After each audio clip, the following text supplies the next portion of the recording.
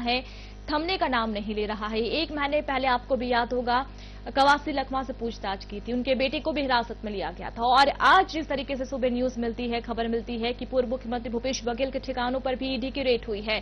दूसरी ओर विधानसभा का सत्र भी चल रहा है। तो क्या रहा आज सत्र में? जाहिर सी बात है भूपेश बघेल भी सदन में थे, तमाम जो कांग्रेस और बीजेपी के नेता भी वहां पर मौजूद थे। क्या स्थिति रही सदन की, क्या हंगामा हुआ? पहले विधानसभा के सत्र की बात कर लेते हैं।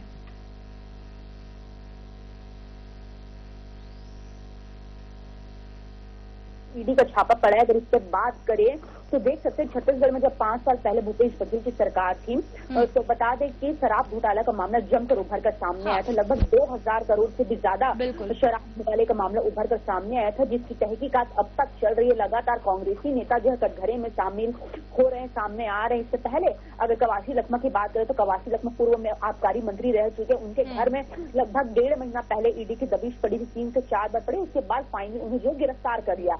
अब जो ईडी की तलवार है वो जो पूर्व मुख्यमंत्री भूपेश बघेल के ऊपर टंगी हुई है। आज सुबह से ईडी की जो 4 गाड़ियां हैं वो भूपेश बघेल के घर पर पहुंच चुकी है। सुबह से ही कार्यवाही चल रही है और उनके जो बेटे हैं चैतन्य बघेल के भी घर पर और उनके 14 ठिकानों पर भी जो है ईडी की आज तहकीकात चल रही है। मतलब कुल मिला के भूपेश बघेल के 14 ठिकानों पर ईडी की कार्यवाही आज सुबह से ही चल रही है। अभी भी उनके घर पर ईडी के अधिकारी जो मौजूद है और लगातार कार्यवाही कर रहे हैं, लगातार जांच पड़ताल कर रहे हैं। आपको बता दें कि जो चैतन्य बघेल है उनके जो 2 सहयोगी है लक्ष्मी नारायण बंसल और पप्पू बंसल समेत और कई भी लोग जो है इसमें शामिल बताया जा रहा है।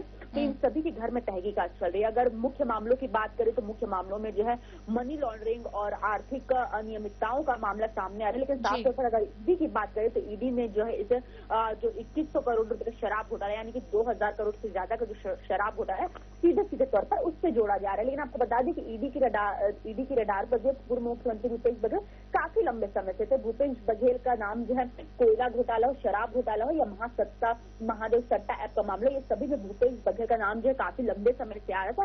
तो साफ तौर पर माना जा सकता है कि भूपेश बघेल जो है ईडी के रडार पर लंबे समय थे। लेकिन अब अगर हम विधानसभा की बात करें तो विधानसभा में जिस तरह का माहौल देखा गया, आज जो कांग्रेसी नेता है, विपक्षी जो नेता है, विधायक है, उन्होंने आज प्रश्नकाल को पूरा होने ही नहीं दिया। जैसे ही जब विधानसभा अध्यक्ष डॉक्टर रमन सिंह सदन के अंदर आए, वैसे ही जो खरसिया के विधायक हैं उमेश पटेल, उन्होंने हंगामा शुरू कर दिया और उनको देखते देखते साथ जो 35 विधायक है कांग्रेस के वो सभी भी हंगामे पर उतर गए। उन्होंने प्रश्नकाल को पूरा होने नहीं दिया और हंगामा करते हुए जो है वो वॉकआउट कर गए। और उसके बाद जो विधानसभा के बाहर जो महात्मा गांधी का जो पुतला है उसके सामने रघुपति राघव राजा राम का जो जाप करने लगे और जो सत्ता पक्ष भारतीय जनता पार्टी है उसके खिलाफ जो है आवाज और नारेबाजी जो है करने लगे।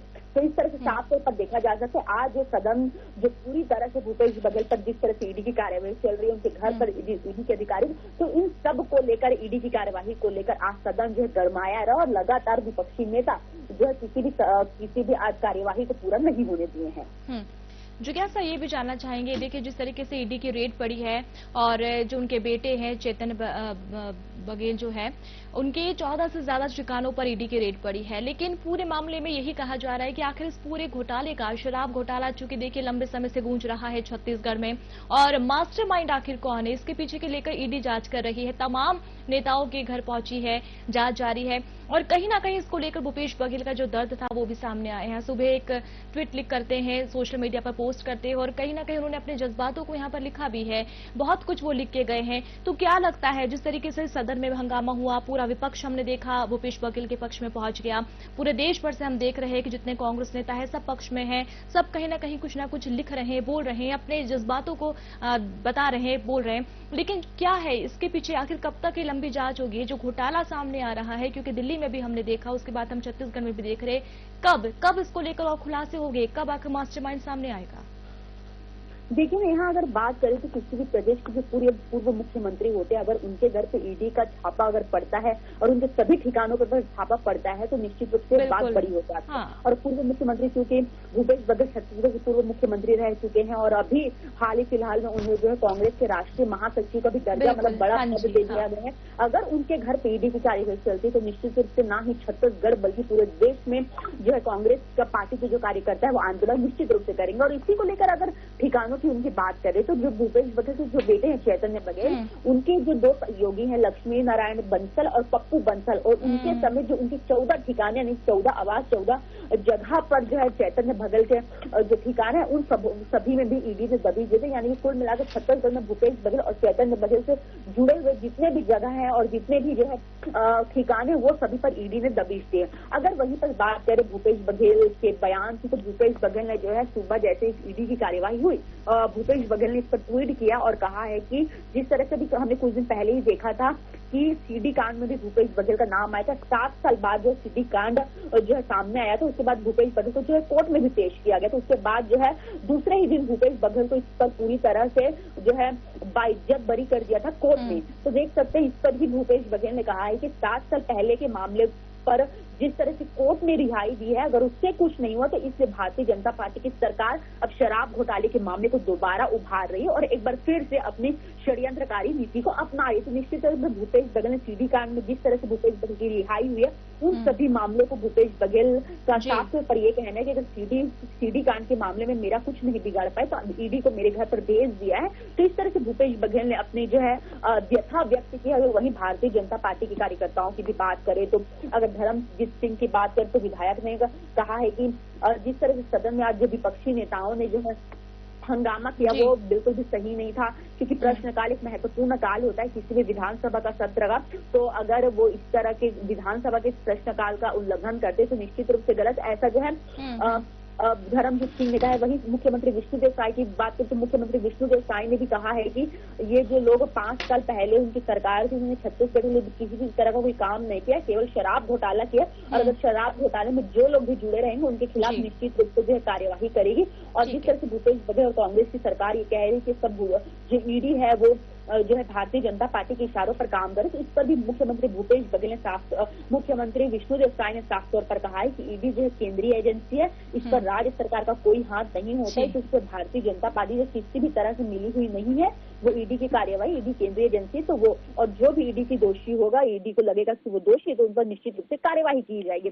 वही वित्त मंत्री ओपी चौधरी ने भी अपना बयान देते हुए कहा है कि ओपी चौधरी ने कहा है कि 5 साल कांग्रेस की भी सरकार रही, कांग्रेस ने किसी तरह का कोई काम नहीं किया है, केवल घोटाले पे घोटाले, चाहे शराब घोटाला का मामला हो, कोयला घोटाला मामला या महादेश सट्टा एक्ट का मामला हो, तो ये सभी पर कांग्रेस संलिप्त रही। तो निश्चित रूप से उनकी कार्यवाही ईडी कर रही है और जो भी इस पर दोषी पाया जाएगा उन्हें निश्चित रूप से गिरफ्तार किया जाएगा। अगर वहीं कांग्रेस विधायक की बात करें तो उमेश पटेल ने कहा है कि पहले उन्होंने जो है पीसीसी की दीपक बैच के घर पर जो है एजेंडा लगा दिया, उनके घर पर तहकीकात करते हुए नजर आए, उनके से अगर कुछ नहीं हुआ, उनका कुछ नहीं बिगाड़ा पाया, तो भूपेश बघेल यानी पूर्व मुख्यमंत्री भूपेश बघेल के पीछे पड़ चुके हैं। तो निश्चित रूप से देख सकते हैं कि आज का जो पूरा ठीक है, बिल्कुल जिज्ञासा, बहुत शुक्रिया हमसे जुड़ने के लिए। देखिए, विधानसभा का सत्र चल रहा है, कार्रवाई चल रही है, तो लास्ट में है विधानसभा में मामला तो उठेगा ही, और इस मामले को उठने के साथ ही जो विपक्ष है उसने वॉकआउट भी कर दिया और पुरजोर तरीके से इसका विरोध किया। और कहीं ना कहीं हम देख रहे हैं कि जिस तरीके से ये 2000 करोड़ से ज्यादा का मामला बताया जा रहा है शराब घोटाला, रोजाना इसमें कुछ एक नए पेज खुल रहे, एक नए पन्ने खुल रहे हैं, लेकिन इस पूरे मामले में अभी तक कोई निष्कर्ष जो है वो सामने नहीं आया है। चाहे महादेव सट्टा एक्ट की बात कर लिया, शराब घोटाला छत्तीसगढ़ की वादियों में लगातार ये पिछले कुछ सालों से छाया हुआ है और 1 महीने से लगातार ईडी इस पूरे मामले में कार्रवाई कर रही है। और आज पूर्व मुख्यमंत्री भूपेश बघेल के ठिकानों और उनके बेटे के ठिकानों पर भी ईडी की रेड हुई है और अभी भी ये कार्रवाई जारी है।